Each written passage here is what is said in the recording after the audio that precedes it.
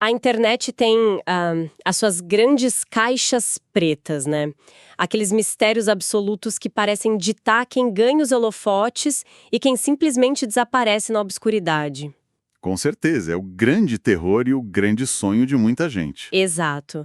E no centro de tudo isso, talvez a engrenagem mais debatida, mais temida e cobiçada do mundo digital está o algoritmo do YouTube. O famoso e implacável algoritmo. Ele mesmo. Na nossa análise de hoje, vamos mergulhar a fundo em um documento focado em estratégias reais. O texto se chama Domínio Algoritmo do YouTube e ele traz informações e projeções vitais sobre as grandes mudanças confirmadas para o ano de 2026.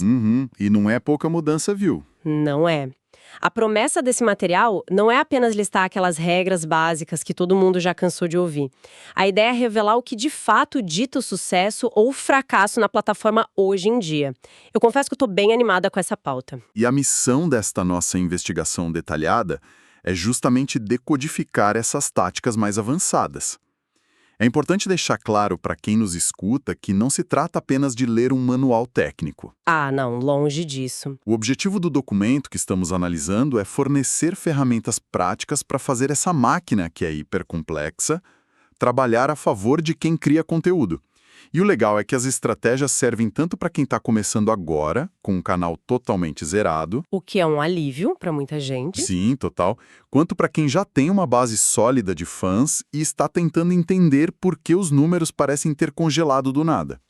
É uma verdadeira desconstrução da mecânica da plataforma. Certo, vamos desvendar isso, porque o texto já começa trazendo um dado sobre 2025 que, é bastante contraintuitivo. É a parte dos canais menores. Isso.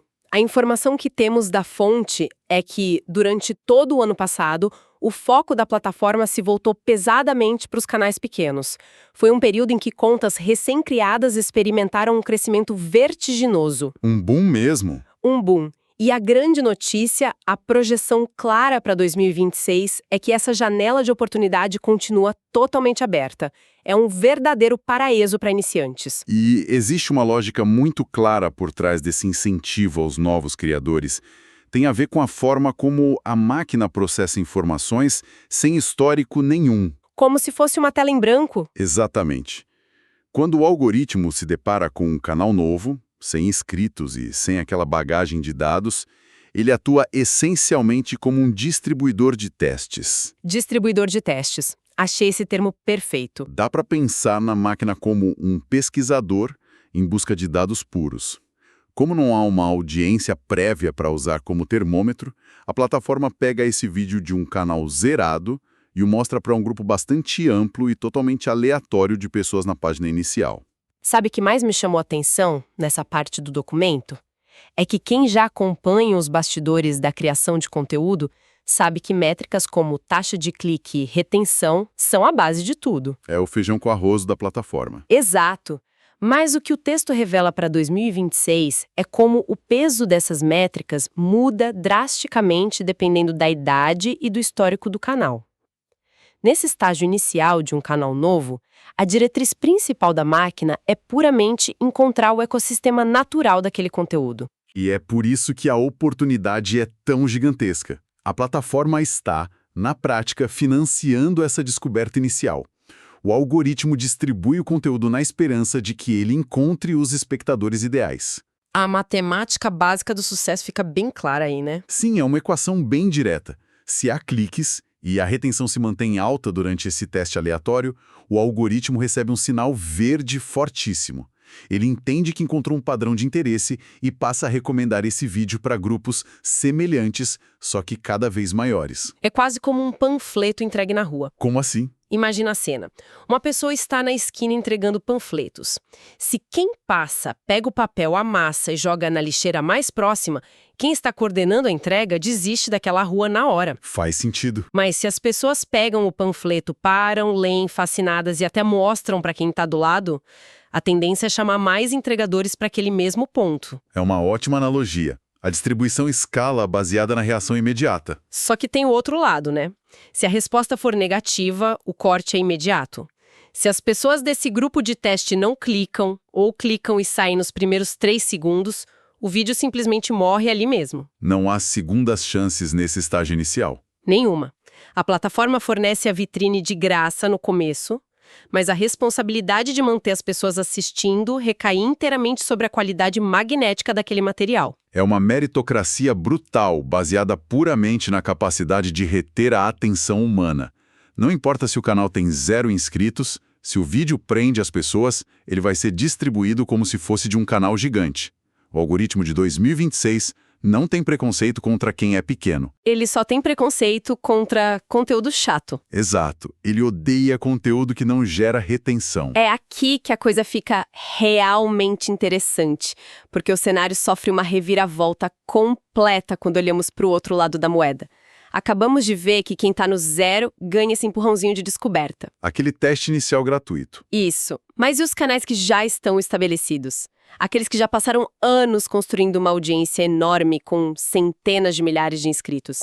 O documento aponta que para esses veteranos, a dinâmica muda de um paraíso de descobertas para um verdadeiro teste de fogo constante. A mudança de paradigma ocorre na estrutura do funil de distribuição. Para quem já possui uma base de audiência, aquela fase do distribuidor de testes amplo e aleatório deixa de existir da mesma maneira. A brincadeira muda de figura. Muda totalmente. Quando um canal grande publica um vídeo novo, o algoritmo já possui um grupo de controle pronto e mapeado, que são os próprios inscritos daquele canal. Então, o que a máquina faz? Ela exibe o vídeo primeiro de forma prioritária para essa base cativa. E isso acaba servindo como uma barreira de entrada para o público geral. É um teste inicial de qualidade, só que muito mais rigoroso. Sem dúvida. A avaliação do desempenho do vídeo passa a se basear quase que exclusivamente na reação imediata dessa própria audiência. Se a base de fãs clica com empolgação e assiste até o final, a máquina acende o sinal verde e expande a recomendação para fora da bolha. Mas tem um perigo aí. Tem um perigo enorme. Isso levanta uma dúvida cruel. Ter muitos inscritos inativos hoje em dia pode ser, na verdade, uma âncora que afunda o canal. O que é fascinante aqui é justamente a frieza implacável dessa lógica. E a resposta para sua dúvida é um sonoro sim. Se os próprios inscritos ignoram o vídeo quando ele aparece na tela inicial, o algoritmo toma uma decisão drástica e enterra a distribuição na raiz. É duro, mas faz sentido. O raciocínio interno do sistema faz total sentido prático. Se nem mesmo as pessoas que, no passado, decidiram ativamente acompanhar aquele trabalho, querem assistir aquele conteúdo hoje, porque pessoas desconhecidas teriam qualquer interesse. Acaba sendo uma desmistificação daquelas frustrações clássicas que vemos pela internet afora. Canais enormes reclamando de shadow ban ou dizendo que a plataforma está boicotando o alcance. Sempre tem essa história do boicote. Sempre. Mas, lendo esse documento, fica claríssimo que não existe boicote. O que existe é uma cobrança absurdamente rigorosa. Canais novos recebem ajuda para serem descobertos na imensidão da rede, enquanto canais velhos precisam suar a camisa para impressionar a própria base de fãs repetidas vezes antes de sequer sonhar em conseguir alcance externo. Não existe cadeira cativa. O histórico de sucesso passado não garante a distribuição do vídeo de amanhã. É uma avaliação diária, vídeo a vídeo. O peso da taxa de clique de um inscrito antigo que ignora o vídeo é muito maior de forma negativa do que o clique de um desconhecido. Nossa, esse é um ponto fortíssimo. É essencial entender isso. A máquina entende a rejeição da própria comunidade como o pior sinal possível de qualidade. Então, o que tudo isso significa? Diante dessa pressão dupla, seja para agarrar a chance inicial ou para sobreviver à própria audiência, o documento aponta para uma mudança urgente de mentalidade.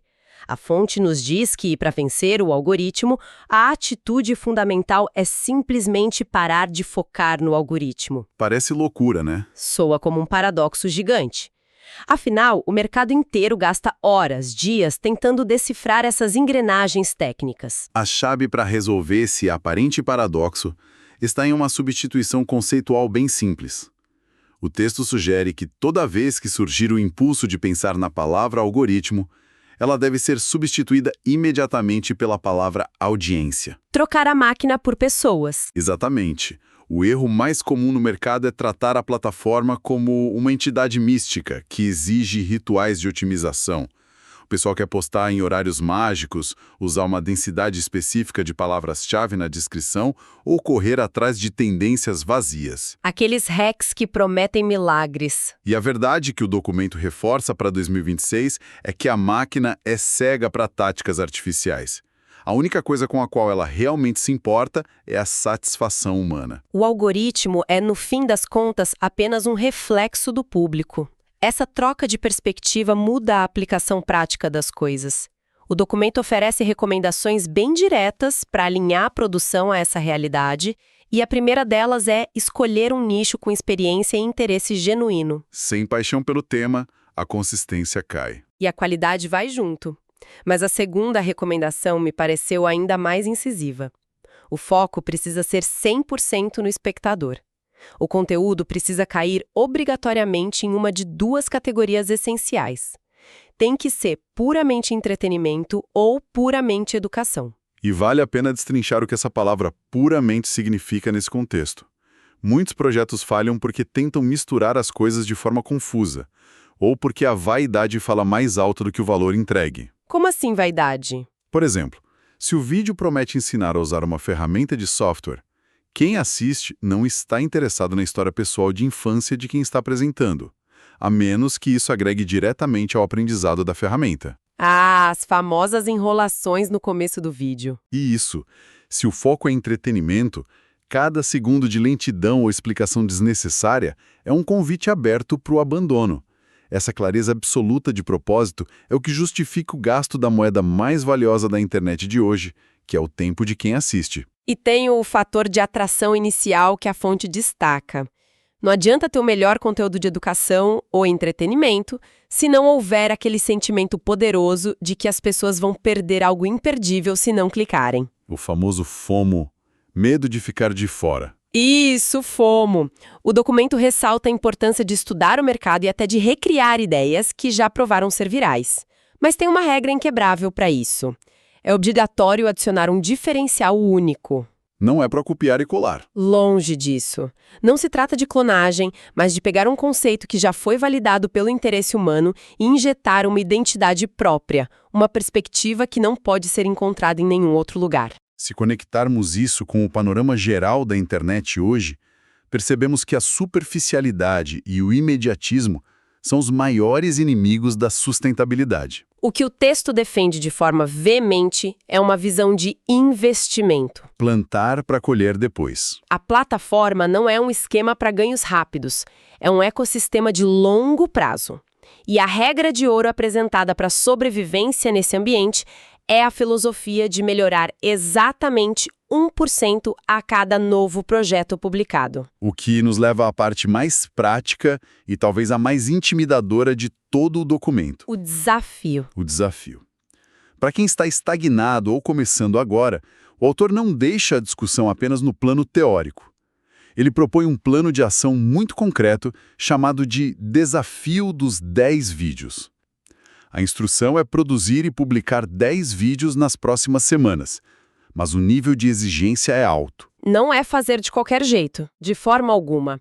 Precisam ser 10 vídeos extremamente bem pesquisados.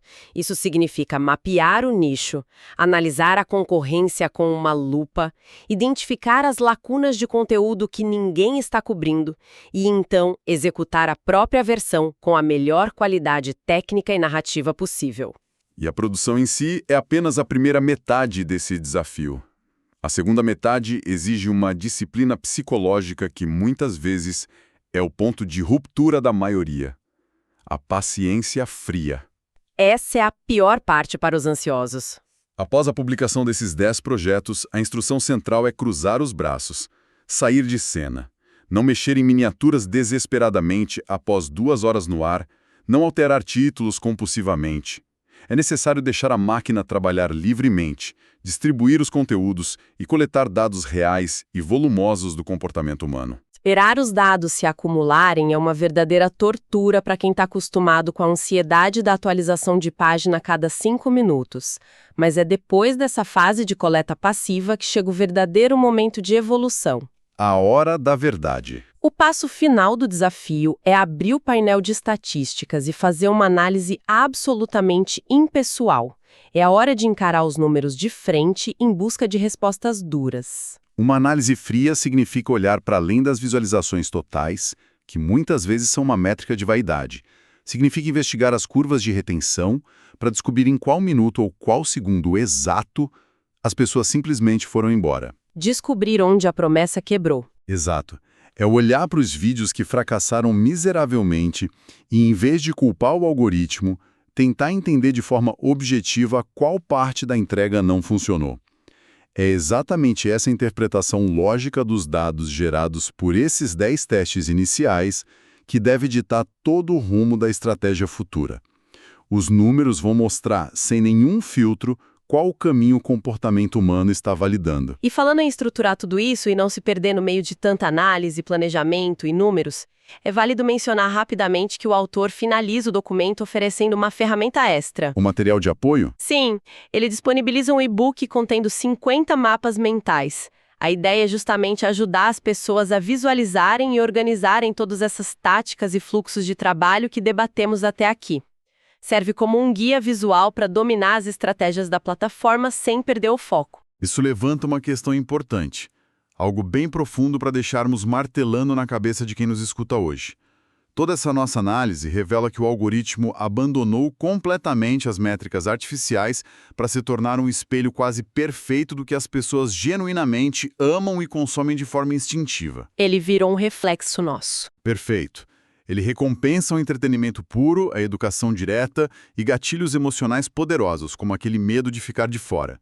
Mas a provocação que fica é a seguinte: se o algoritmo se tornou essa máquina hiperrealista que recompensa apenas a satisfação imediata dos nossos desejos coletivos, até que ponto a verdadeira inovação ainda tem espaço para sobreviver? Aquela inovação que não se encaixa nas caixinhas normais, certo? Isso. A inovação que não é puramente entretenimento e nem puramente educação no primeiro olhar. Estaremos caminhando em 2026 para uma internet que é apenas uma câmara de eco hiperotimizada dos nossos instintos mais básicos. Um lugar onde a genialidade que não se traduz em alta retenção imediata se torna simplesmente invisível. É um pensamento pesado e fascinante para encerrar a discussão. Uma internet onde a máquina entrega exatamente o que queremos, mas que talvez nos impeça de descobrir o que a gente nem sabia que precisava. Uma reflexão para levar para o resto do dia. Com certeza. No fim das contas, a grande conclusão que tiramos de toda essa investigação de hoje é que o segredo definitivo não está em decifrar linhas de códigos obscuros do sistema. O verdadeiro trabalho, o mais difícil de todos, é decifrar seres humanos. Decifrar as nossas curiosidades imediatas e entender o que faz alguém parar o próprio dia para prestar atenção em uma tela. O foco é sempre nas pessoas. Sempre. Esperamos que essas perspectivas e esses questionamentos ajudem a iluminar os próximos passos de quem nos acompanha, trazendo mais clareza sobre esse cenário que é tão complexo e competitivo. Muito obrigada pela companhia de quem esteve com a gente até agora e nos encontramos na nossa próxima investigação detalhada. Até lá!